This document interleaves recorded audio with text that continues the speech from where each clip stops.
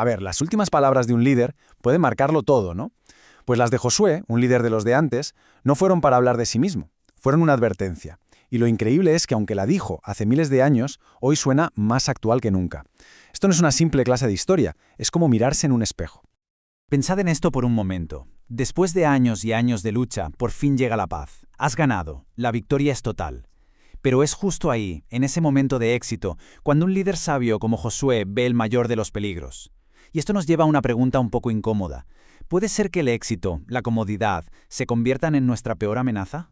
Bueno, pues para entenderlo, vamos a la situación. Israel, después de una vida de batallas, por fin se ha instalado en Canaán, la tierra prometida. Tienen paz, tienen comida de sobra, estabilidad, pero Josué, que ya es mayor, ve que se está librando una nueva batalla.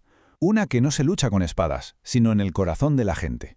La llama la trampa de la comodidad.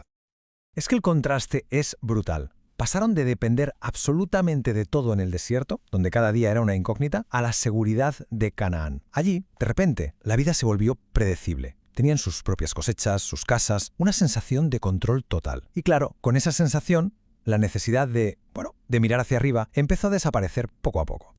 Ojo que el problema no era la paz en sí misma, era su efecto secundario, una complacencia adormecedora.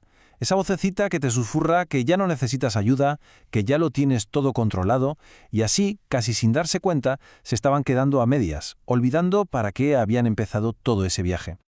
Entonces, ¿qué hace Josué para luchar contra esta especie de apatía? Pues su estrategia es brillante, la verdad. No se pone a hablar de sus logros ni de su legado, para nada. Se centra en una sola cosa: hacer que el pueblo recuerde. Que recuerde todo el viaje y, sobre todo, la fidelidad de Dios en cada paso que dieron. Josué no les suelta un sermón, lo que hace es contarles su propia historia. Les hace hacer un viaje mental, desde la promesa que se le hizo a Abraham hasta ese mismo instante. Y cada etapa era un recordatorio clarísimo de una cosa: Dios siempre cumplió su palabra. La lección era inevitable. Se fue fiel en el pasado, porque iban a dudar de él ahora.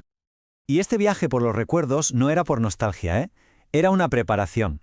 Josué les estaba obligando a enfrentarse a una pregunta clave, que sigue siéndolo hoy. ¿Cómo mantienes viva la fe cuando no tienes una necesidad desesperada? ¿Cómo sigues confiando cuando parece que ya no dependes de nadie?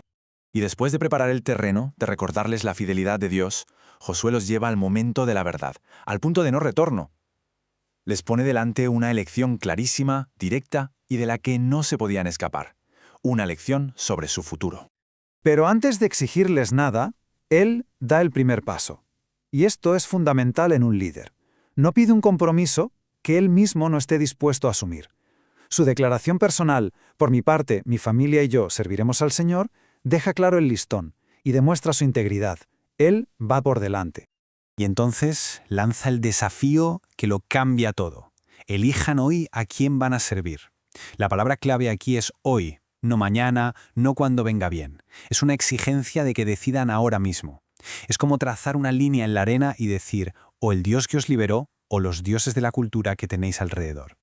La gente, claro, responde con mucho entusiasmo: «Serviremos al Señor». Pero Josué no se conforma, los presiona, les llega a decir: «No vais a poder servirle». ¿Por qué? Porque les explica que Dios es santo, un Dios celoso que no va a tolerar un corazón que esté dividido. Quería asegurarse de que entendían lo que estaban prometiendo. Y solo cuando insisten, cuando reafirman su decisión, es cuando el pacto se sella de verdad.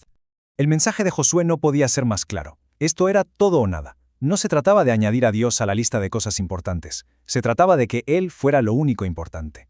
No había término medio. Para Dios, una lealtad dividida simplemente no es lealtad. Y este dilema del todo o nada no es algo que se quedara allí, en la historia de Josué. De hecho, resuena con un concepto que aparece más tarde en la Biblia y que describe a la perfección este estado de compromiso a medias: la tibieza espiritual.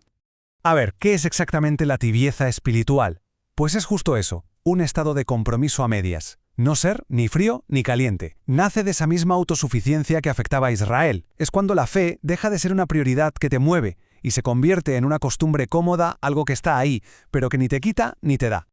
La advertencia que encontramos en el libro de Apocalipsis es que es impactante por lo directa que es. El lenguaje no es de «estoy un poco decepcionado», no. Es de un rechazo total. Es una sacudida para que nos demos cuenta de que la mediocridad espiritual no es una opción aceptable. Y aquí vemos algo que choca un poco, ¿verdad? De los 3 estados posibles, frío, tibio o caliente, el que provoca el rechazo más fuerte no es estar en contra, ser frío, es la tibieza. Desde este punto de vista, parece que la indiferencia es más ofensiva que la hostilidad declarada. Y todo esto, claro, nos trae de vuelta al presente. Porque la llamada de Josué no se quedó en su pueblo y en su tiempo. La lección fundamental que él planteó sigue totalmente vigente hoy. Al final, el desafío de elegir entre un compromiso total o una comodidad complaciente es una cuestión de todos. Es el eco de la pregunta de Josué que resuena en cada vida. ¿A qué o a quién le damos nuestra máxima lealtad? Pero ojo, que la historia no termina con una advertencia, sino con una invitación.